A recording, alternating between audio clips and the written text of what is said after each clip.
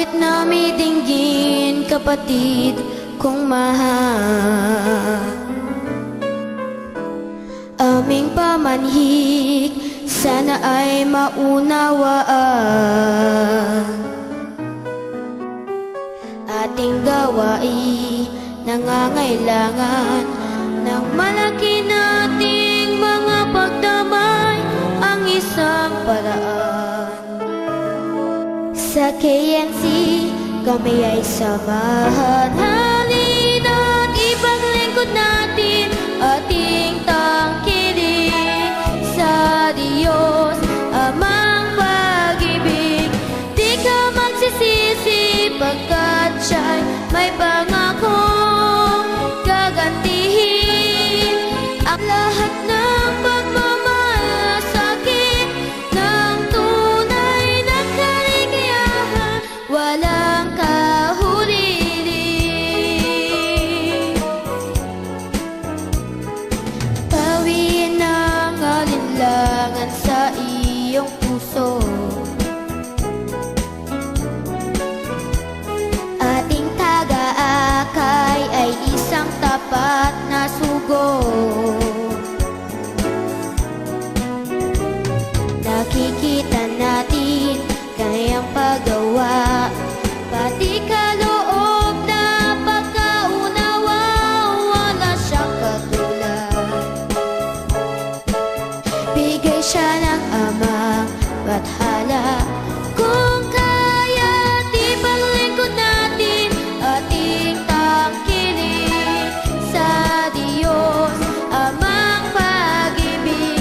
Di ka magsisisi pagkat siya'y may pangakong gagantihin ang lahat ng pagmamalasakit ng tunay na kaligayahan, walang kahuli-huli.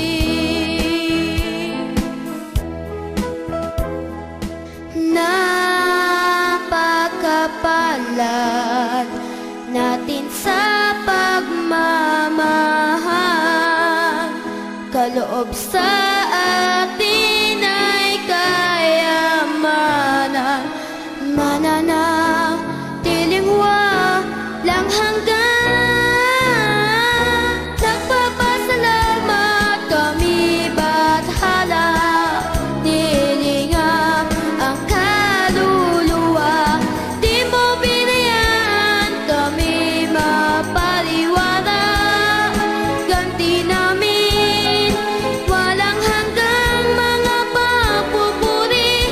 Palagi naming ialay, O Diyos na dakila. Palagi naming ialay, O Diyos na dakila.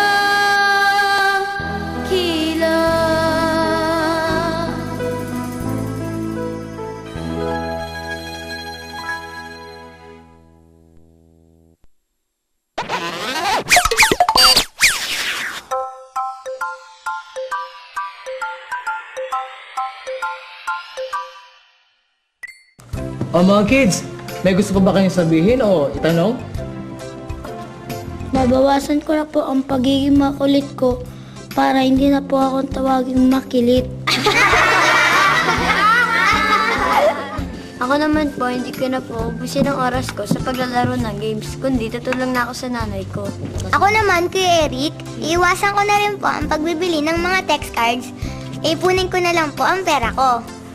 Ako din, iipunin ko na ang pera ko. Hindi na ako bibili ng junk food kasi nakakasira daw ito sa kalusugan. Anong raw? Totoo yun. Kaya dapat kumain tayo ng gulay para lalo lumakas ang ating katawan. At dapat din kumain ng prutas. Yan ang good girl.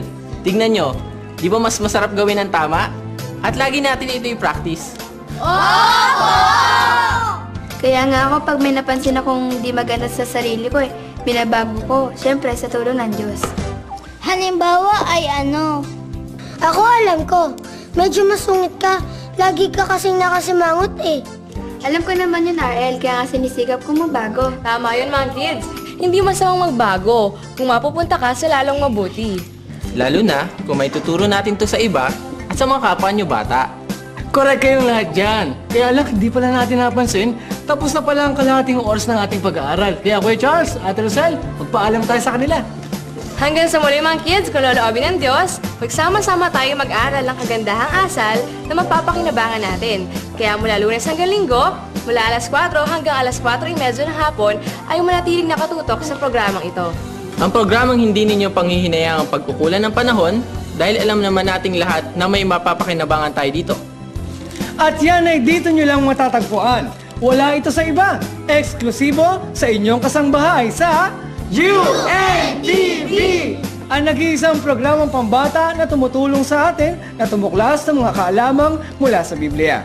Ito ang Kawan ng Kordero! At binabati ko po ang mga empleyado ng DFA sa pag-assist nyo sa akin. Hello!